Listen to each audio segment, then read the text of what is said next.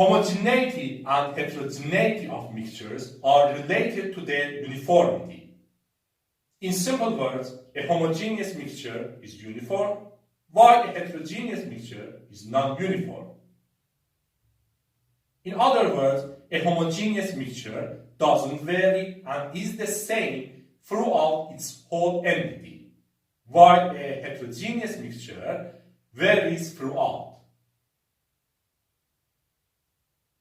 For a property of interest or properties of interest, such as color, density, composition, etc., samples taken from different regions of a homogeneous mixture are the same, while they are different in the case of a heterogeneous mixture.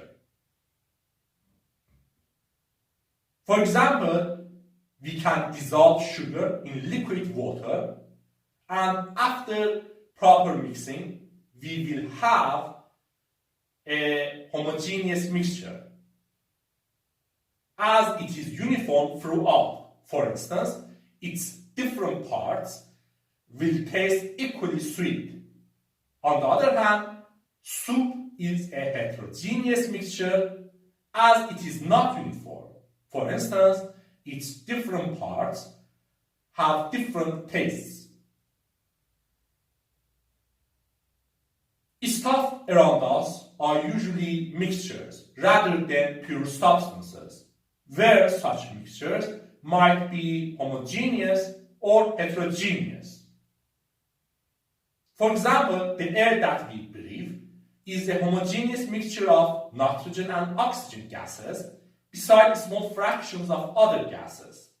But it can also be a heterogeneous mixture, for instance, when it has dust particles. The water that we drink is a homogeneous mixture of water and small amounts of dissolved minerals, or at least dissolved air. But it can also be a heterogeneous mixture, for instance, when it has suspended particles.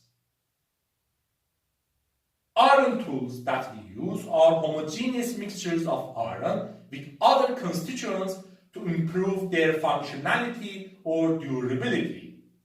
But they can also be heterogeneous mixtures, for instance, when they are painted or when they have different parts with different compositions.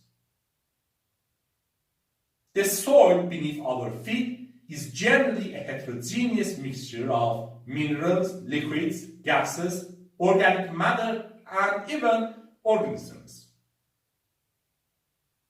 Rocks around us are solid mass or aggregates of minerals and mineraloids, where in many cases there are heterogeneous mixtures whose non-uniform texture or different parts can easily be identified by unaided eye.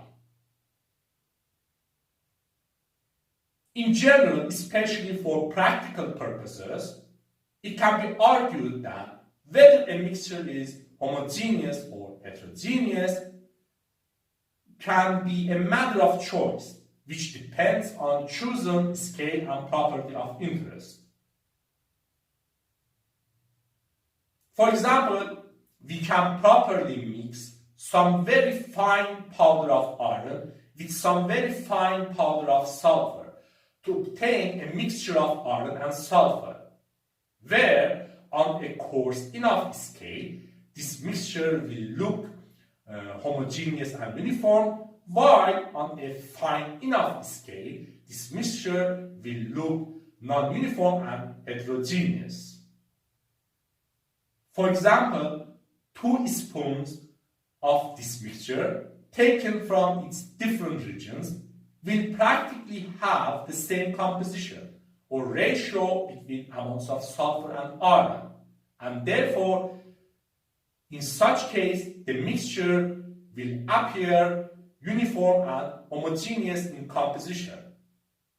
On the other hand, under microscope, we will clearly see different grains of iron and sulfur different in composition, and therefore, in the latter case, this mixture will appear non-uniform and heterogeneous. As another example, we can consider a mixture of two different substances with almost same colors, such as sugar and salt, where such mixture, from the point of view of color attribute, will appear uniform and homogeneous, while from the point of view of composition, it will be non-uniform and heterogeneous. To be more exact in determination of homogeneity or heterogeneity of mixtures, or to look at it as chemists usually do, we should consider chemical composition, including chemical structure and physical state, as properties of interest. And we should examine uniformities of chemical composition and physical state throughout the mixture of interest to determine its homogeneity or heterogeneity. As uniformities of chemical composition and physical state mean uniformity of other properties. Therefore, a mixture uniform in chemical composition and physical state is generally a homogeneous mixture.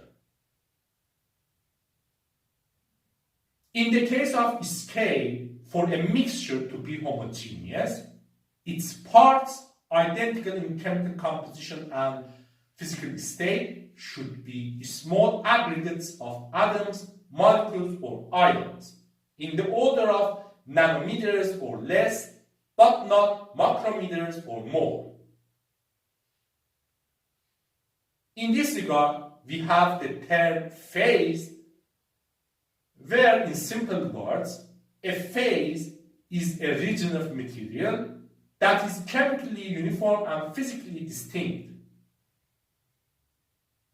IUPAC, in its Goldbook version 2.3.3, defines phase as an entity of a material system which is uniform in chemical composition and physical state. A single phase might have only one substance, such as pure liquid water. A single phase might have more than one substance mixed together, such as aqueous solution of sugar, where the latter case, or a single phase with more than one substance, can be considered as a homogeneous mixture. In other words, a homogeneous mixture is a single phase, while a heterogeneous mixture is a mixture of phases.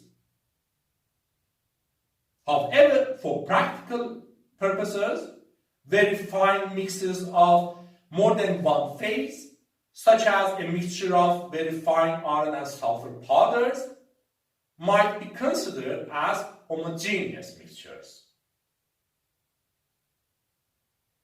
In addition, we have the term solution, which is a liquid or solid phase containing more than one substance.